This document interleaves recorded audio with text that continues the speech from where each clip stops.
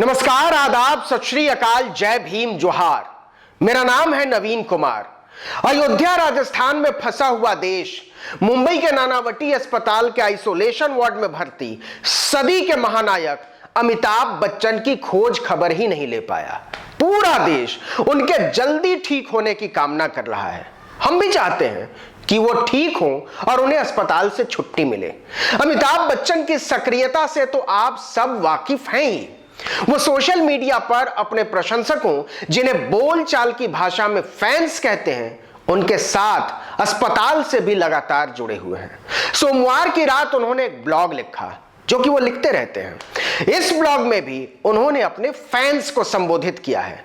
Blog की शुरुआत में महानायक ने रोज की तरह कुछ फैंस को जन्मदिन की बधाई देते हुए कहा, मेरा प्यार और शुभकामनाएं हमेशा आपके साथ हैं।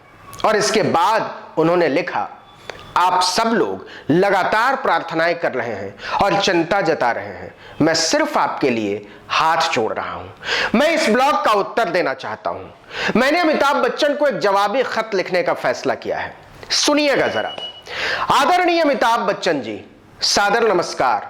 मैंने इस देश के करोड़ों लोगों की तरह आपका ब्लॉग पढ़ा और इसे पढ़ने के बाद जो पहली बात मेरे जहन में आती है वो ये कि हाथ जोड़ता हुआ महानायक अच्छा नहीं लगता। लगता है कि वो जबरदस्ती एक उदारता को ओढ़ने की कोशिश कर रहा है। आप तो ठीक हो ही जाएंगे। पूरा देश, पूरी सरकार, पूरा अस्पताल, देश के सर्वश्रेष्ठ डॉक्टर आपका इलाज कर रहे हैं क्योंकि आप महानायक हैं। लेकिन आप हाथ मत जोड़िए महानायक। हम अपने महानायक से कुछ बोलने की उम्मीद करते हैं, जबकि देश के साधारण लोग मुश्किल में होते हैं, क्योंकि महानायक केवल पर्दे का नहीं होता है, वो पूरे समाज का होता है, पूरे देश का होता है। पूरा देश जिसे सदी का महानायक कहता है, वो मनोरंजन के बाजार का गढ़ा हुआ जुमला भर नहीं लगना चाहिए। लगना चाहिए कि अपने समय से संवाद करने का वो साहस रखता है। लेकिन अमिताभ बच्चन जी, शायद आप बहुत मजबूर हो जाते होंगे और इसे आपने ब्लॉग में जाहिर भी किया है। आपने लिखा है, एक भटकता मन अपनी मुश्किल अनिश्चितताओं की वजह से अक्सर हमें ऐसी मंजिलों की ओर ले जाता है जिनके बारे में कभी कभी आप देखना या सुनना नहीं चाहते हैं, लेकिन फिर भी आप करते हैं। क्यों करते हैं महानायक, क्यों करते हैं? पैसे के लिए मैगी बेचनी पड़े या चॉकलेट, बेचिए, लेकिन इसके पहले और बाद तो आप बोल ही सकते हैं। ऐसा क्यों लगता है कि अग्निपथ सिर्फ हिट होने का एक डायलॉग भर है आपके लिए? उसका समाज के वास्तविक सरोकारों और जरूरतों से कोई वास्ता नहीं है। हमारा महानायक ज्यादा से ज्यादा शूटिंग करने और ज्यादा से ज्यादा पैसे कमाने भर के लिए समाज से जुड़ता है, न इससे ज्यादा और न इससे कम। आपने अपने ब्लॉग में आगे लिखा है, लेखक, कवि, दार्शनिक, वैज्ञानिक जो अपनी बुद्धि के साथ खुद के लिए और अक्सर मानवता की भलाई के लिए खेलते हैं। यह ऐसा खेल है जिसमें हम जैसे आम लोग हिस्सा नहीं लेते हैं। अगर आप आम आदमी हैं तो इस देश में, बल्कि इस दुनिया में खास आदमी कौन है महानायक? यह अलग बात है कि कभी कभी आप किसान भी हो जाते हैं, लेकिन आप भी जानते हैं कि आप न तो किसान हैं और न ही आम। आप तो खालिस तौर पर खास है महानायक, खास। हम दुआ करते हैं कि आप जल्दी से जल्दी अस्पताल से छुट्टी पाएं और काम पर जुटें। लेकिन इस बार लगना चाहिए कि हमारा महानायक चुप्पा नहीं है। लगना चाहिए कि जब दलितों को पीटा जाता है, पिछड़ों की हत्याएं होती हैं, आदिवासियों को मारा जाता है, तो उसकी जुबान तालू से नहीं चिपक जाती। मुझे विश्वास है कि आपने जॉर्ज फ्लॉयड की हत्या के बाद हॉलीवुड के अपने साथियों का बोलना जरूर सुना होगा। ठीक है कि मुंबई में आपकी हवेली के आजू बाजू आगे पीछे से निकलते मजदूरों का रेला आपको नहीं दिखा होगा। हवेलियों की दीवारें बहुत ऊंची होती हैं महानायक, और इसलिए आपने कुछ नहीं बोला। ठीक है कि रेल की पटरी से कट गए लोगों की तस्वीर भी आपने नहीं देखी होगी, क्योंकि आप शूटिंग के चक्कर में खबरें नहीं देख पाते होंगे, अखबार भी नहीं पढ़ पाते होंगे, इसलिए आपने कुछ नहीं बोला।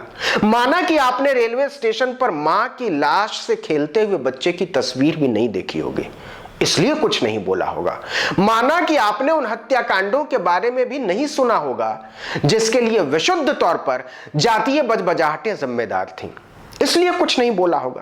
कोई बात नहीं महानायक, कोई बात नहीं, हम जानते हैं महानायकों को समय कम मिलता है बोलने के लिए, लेकिन अब वक्त निकालिएगा और बोलिएगा। यह देश आपसे बहुत उम्मीद करता है। आपके बोलने का एक मतलब होता है महानायक, इसलिए उसे लगता है कि हमारा महानायक पल्स पोलियो के विज्ञापनों में छपी तस्वीर पर नहीं है। आपको इत्मीनान के मौके बहुत कम मिलते हैं और इन दिनों आप इत्मीनान में हैं, light, camera, action, script, cut और फैंस के धक्कम पेल से दूर। इसलिए बहुत हिम्मत करके आपको लिख पा रहा हूं कि इस बार बोलिएगा। ऐसा नहीं लगना चाहिए कि बोलने वाले सितारे कोई और होते हैं और महानायक कोई और होता है। कहीं ऐसा तो नहीं है कि आपको बोलने से डर लगता है महानायक? आप सोचते हो कि आप गरीबी पर बोलेंगे तो कोई नाराज हो जाएगा, आप बेरोजगारी पर बोलेंगे तो कोई नाराज हो जाएगा, आप शोषण पर बोलेंगे तो कोई नाराज हो जाएगा। मुझे विश्वास है कि आपको डर नहीं लगता होगा महानायक, लेकिन अगर आप किसी के डर की वजह से नहीं बोलते तो डरना छोड़िए, कम से कम अब तो छोड़ ही दीजिए। आपको याद होगा, आपने प्रकाश झा की एक फिल्म में जोरदार काम किया था, नाम था आरक्षण। फिल्म जबरदस्त हिट हुई थी। इस देश को लगना चाहिए कि आरक्षण आपके लिए सिर्फ फिल्म का एक मसाला नहीं है, इस देश के करोड़ों लोगों के अस्तित्व और आत्मसम्मान से जुड़ा हुआ मामला है। और जब इसे चोट पहुंचाई जाती है तो लोग आपसे बोलने की उम्मीद करते हैं। वो भी तो आपकी फिल्में देखते हैं ना महानायक, आपके ब्लॉग पढ़कर अच्छा लगता है उनको भी महानायक। लेकिन एक अनुरोध है, आप जो लिखते हैं जीवन में भी उतारिएगा। हालांकि ये जरा मुश्किल काम है, तभी तो ये जोखिम बहुत कम लोग ले पाते हैं। देखिए ना महानायक, आप ही के मोहल्ले में रहने वाले बहुत लोग ये जोखिम ले रहे हैं। अनुराग कश्यप भी तो बोल रहे हैं, डर तो उन्हें भी लगता ही होगा। सुधीर मिश्रा बोल रहे हैं, बड़ी साख है उनकी। अनुभव सिन्हा बोल रहे हैं, क्या गजब की फिल्म बनाई है आर्टिकल 15। अविनाश दास बोल रहे हैं, स्वरा भास्कर बोल रही हैं, आशुतोष राणा बोल रहे हैं, प्रकाश राज तो खैर प्रतिरोध के प्रतीक बन चुके हैं। ये सब भी तो वही काम करते हैं ना महानायक। बोलने से इनका अपना कोई फायदा नहीं होने वाला, नुकसान ही होता है उल्टा। तो क्यों बोलते हैं ये लोग? क्या इनको डर नहीं लगता होगा? जरूर लगता होगा महानायक, जरूर लगता होगा। लेकिन इनको पता है कि बोलेंगे नहीं तो आने वाली नस्लों के हिस्से में एक बेहतर मुल्क हम नहीं दे पाएंगे। ये जानते हैं कि सामाजिक अन्यायों पर चुप्पियां स्वतंत्रता से छल होती हैं। ये जानते हैं कि हर रचनात्मकता सबसे पहले एक आजाद जुबान की पैदाइश होती है। इतनी छोटी सी बात सब समझते हैं महानायक, तभी तो हजारों लोग सड़कों पर उतर पड़ते हैं, जेलों में ठूंस दिए जाने के अंदेशों के बावजूद। लेकिन आप लिख कर ले लीजिए महानायक, आपको कभी भी जेल में नहीं डाला जाएगा, चाहे आप कुछ भी बोल लें। इसलिए अभी से भी बोलिए, दिमाग से नहीं, दिल से महानायक। मुनाफे के लिए नहीं, मन की तसल्लियों के लिए महानायक। प्लीज महानायक, प्लीज, वरना इतिहास एक दिन दर्ज करेगा कि सदी का महानायक बोलता नहीं था, वह सिर्फ पोस्टरों में चिपका रहता था। उत्तर की प्रतीक्षा रहेगी। आपके जल्द स्वस्थ होने की मंगल कामना के साथ, आपका नवीन। इस वीडियो में इतना ही, लेकिन ऐसे तमाम वीडियो के लिए आर्टिकल 19 इंडिया को सब्सक्राइब कीजिए, लाइक कीजिए, शेयर कीजिए। आपकी इस छोटी सी कोशिश से हमारा हौसला बढ़ता है। नमस्कार।